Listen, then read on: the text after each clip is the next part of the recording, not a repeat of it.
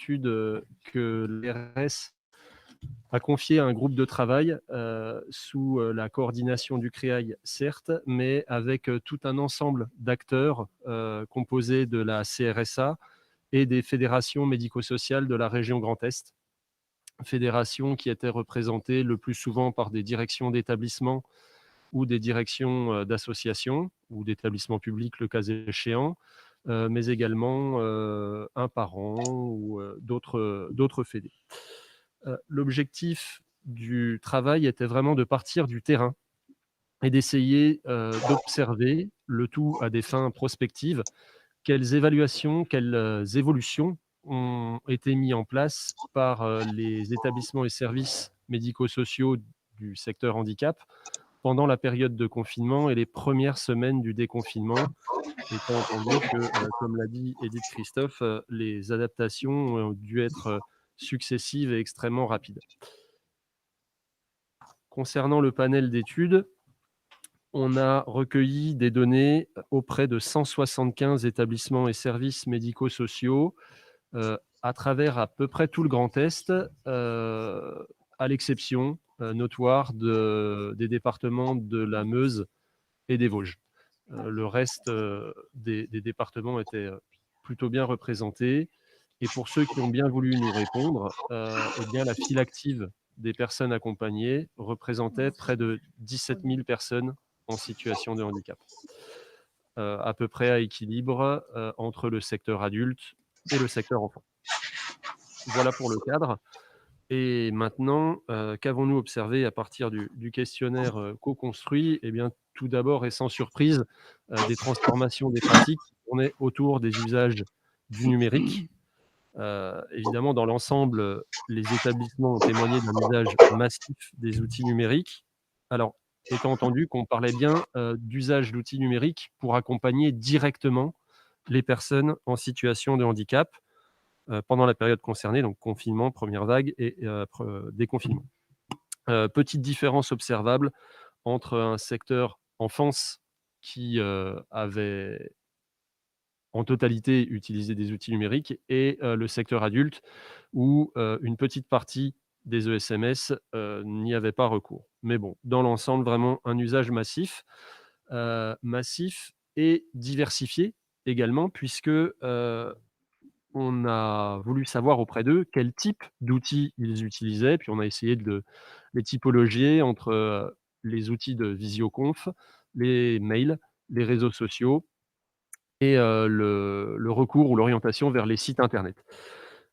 Ce qui ressort au-delà de la typologie elle-même qui indique que c'est, de façon attendue la visioconférence qui a été le plus utilisée, c'est que, plusieurs, solutions étaient en fait, utilisées. C'est important, on y reviendra parce que les établissements et services, les équipes professionnelles ont vraiment essayé, de faire en version numérique ce qu'ils font dans leur pratique pro, c'est-à-dire de s'adapter aux gens qui sont en face d'eux et finalement d'utiliser le produit numérique qui fonctionnait le mieux pour, la personne, à laquelle ils s'adressaient. La question qu'on se posait, à l'été, c'était, quel serait l'usage, dans le temps, et comment perdurerait-il? En dehors des considérations actuelles des, 2e, et espérons 3e et dernière vague, même si, bon, 3 petits points. Hem, le fait est qu'une, large partie des établissements et services, la majorité d'entre eux, comptaient poursuivre l'usage des outils numériques et je le disais précédemment, sans préjuger de la prépondérance d'un outil sur un autre. Un des témoignages, en verbatim qu'on a recueillis disant que l'outil le plus intéressant, c'est celui que les familles arrivent à s'approprier et du coup, ils ont également noté que, si fracture numérique il pouvait y avoir dans un certain nombre de cas, cette fracture était moins liée aux capacités des personnes en situation de handicap qu'à des problèmes de connexion, à des problèmes d'équipement matériel ou de maîtrise technique, de leur utilisation. Si on traduit ça en version, positive, ça veut dire que du point de vue des équipes professionnelles, en formant les personnes, en situation de handicap à l'usage des outils numériques, eh bien leur utilisation serait possible, et on pourrait tout à fait dépasser, les limitations de capacité, qu'elles soient, cognitives, ou autres. Par ailleurs, eh bien, nombreux ont été, en l'occurrence les 3/4 d'entre eux, les établissements et services qui ont, noté une évolution des postures des équipes professionnelles vis-à-vis des outils numériques. Heu et en l'occurrence, cette évolution était telle, que, l presque autant, 73 des établissements et services, se déclaraient intéressés pour participer à un groupe de travail sur l'usage des outils numériques. Alors j'avoue, et c'est peut-être aussi lié au contexte, que depuis, j'ai pas entendu, que ce soit à l'intérieur d'associations gestionnaires ou, dans le cadre des fédérations médico-sociales, que des groupes de travail de ce type avaient émergé, mais très clairement, il y a là matière à travailler, et il y a un intérêt collégial, pour, du coup, pour partager les retours d'expérience, peut-être les outils qui se sont, démultipliés pendant la période, et du coup la maîtrise, améliorée qu'on en a tous fait pendant ce temps-là. On a voulu évidemment s'intéresser avec, les fédérations médico-sociales aux, interventions concrètes, qui pouvaient être mises en œuvre à distance, et à celles qui, selon le point de vue des équipes professionnelles, nécessitaient le maintien d'un mode présentiel. Et en l'occurrence, vous voyez que, la typologie des interventions, eh bien, peut recouvrer un certain nombre de points communs. Heu, les uns disant que la guidance éducative, étant assez aisée à mettre en œuvre en distanciel, tandis que certains autres disent que l'intervention éducative, doit nécessiter le maintien d'un mode présentiel. Pareil avec les entretiens psychologiques ou, les interventions pédagogiques. En fait, puisqu'on a également, analysé collectivement, une bonne partie des résultats de l'étude, on en a déduit la chose suivante, c'est que, si l'usage du numérique, a été une pratique, émergente, soudaine, en tout cas, il semble assez clair que pour, les établissements et services, cette modalité d'intervention ne peut pas être exclusive, qu'elle, doit rester, subsidiaire, et que, elle perdrait, de toute façon en qualité si elle, devenait exclusivement donc, distancielle.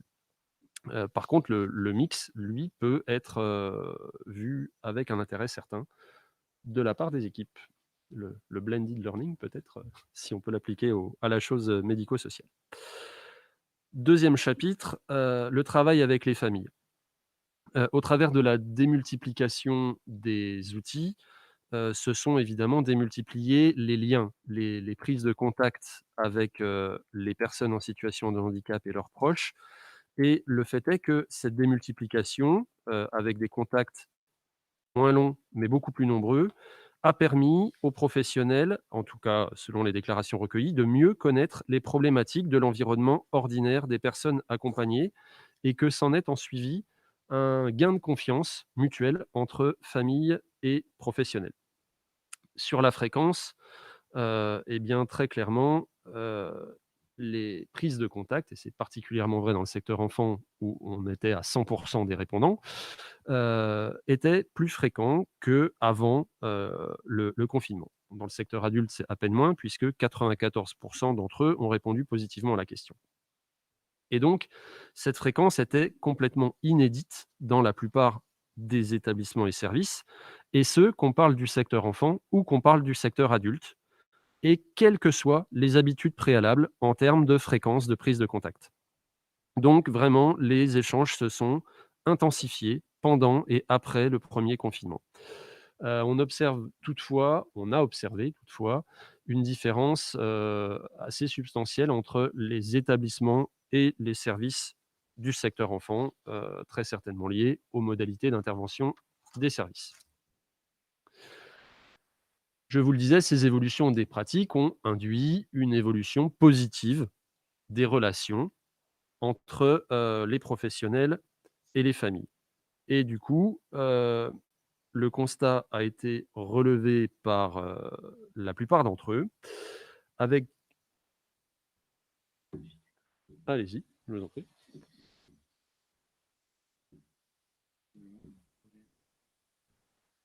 Ah, le diapo ne passerait pas. Bon, c'est vrai que ça peut un peu nuire à la lisibilité du propos, ça. Effectivement.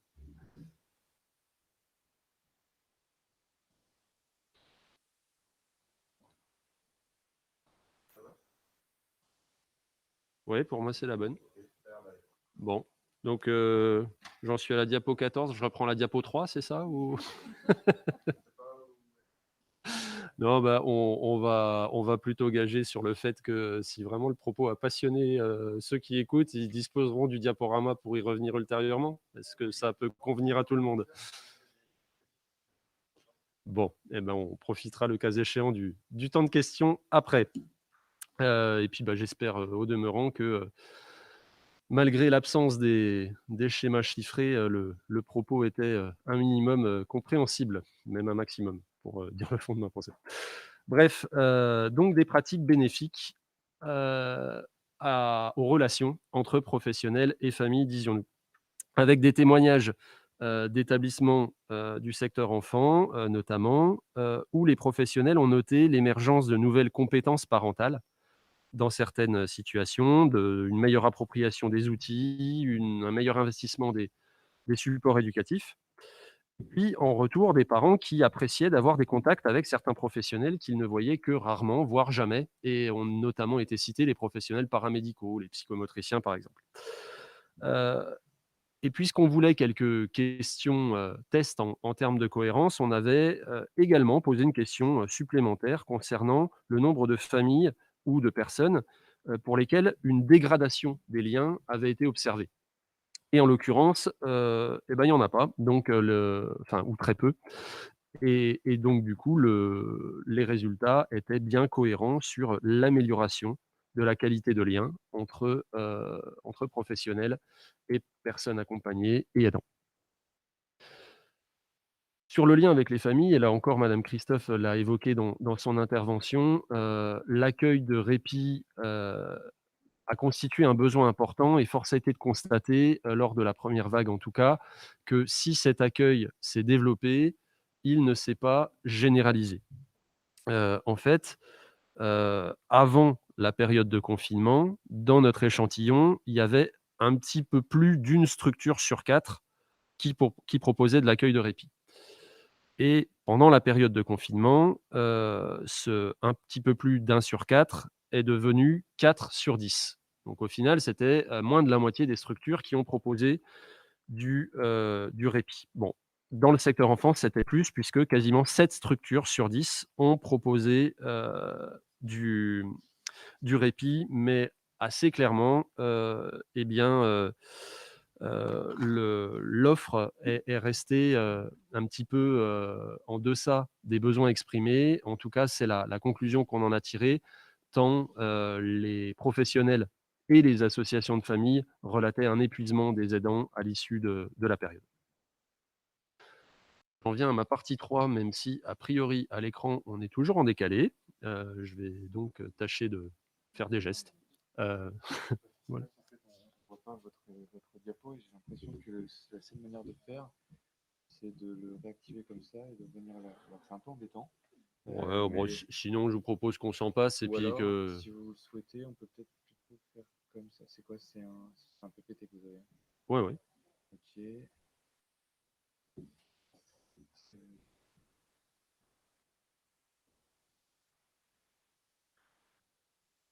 Ouais, vraiment, enfin, si ça freine tout et qu'on décale le timing de l'après-midi, je peux m'en passer. Allez-y, continuez et puis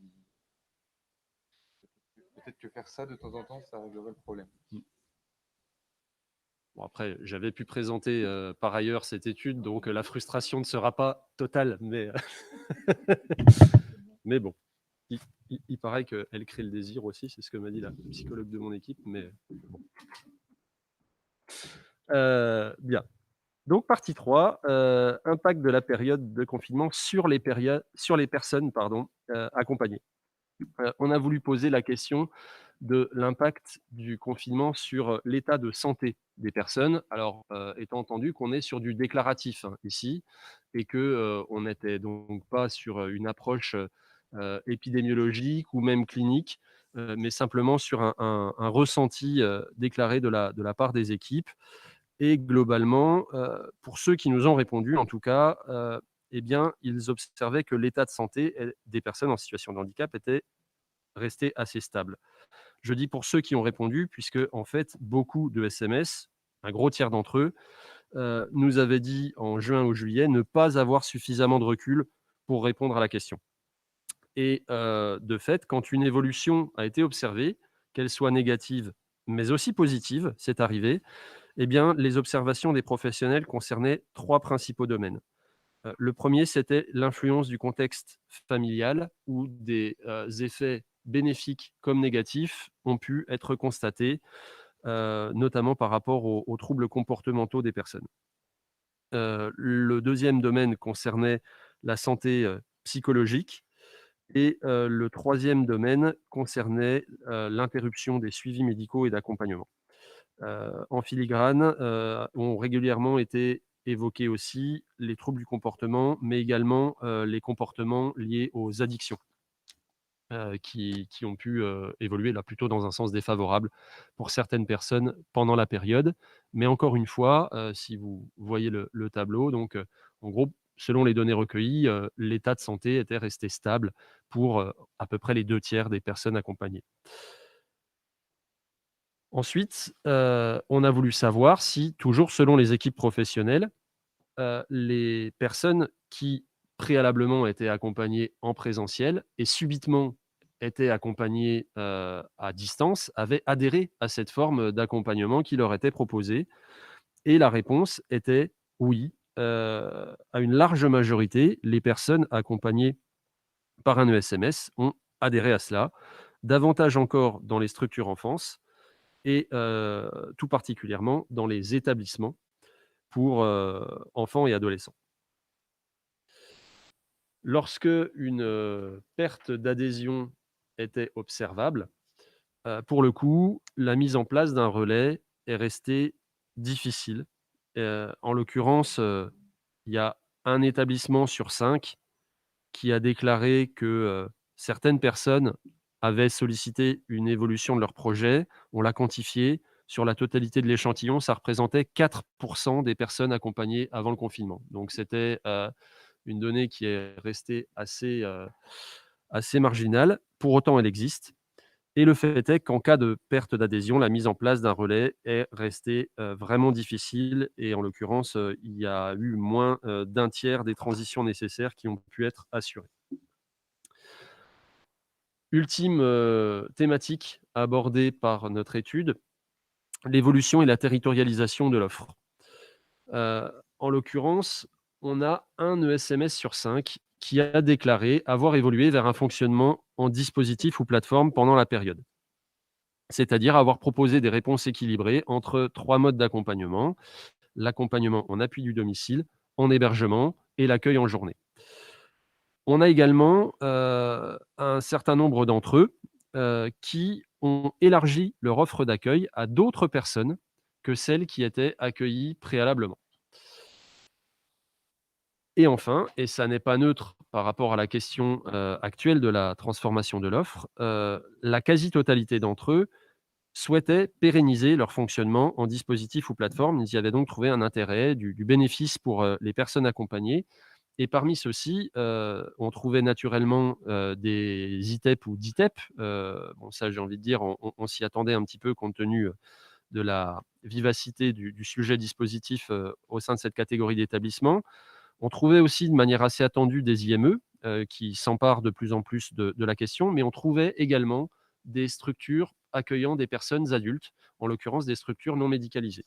Et ça, c'était, heu, moins intuitif et du coup plutôt une bonne surprise. Autre constat qu'on a pu poser selon les données recueillies, la coordination entre organismes gestionnaires est restée marginale.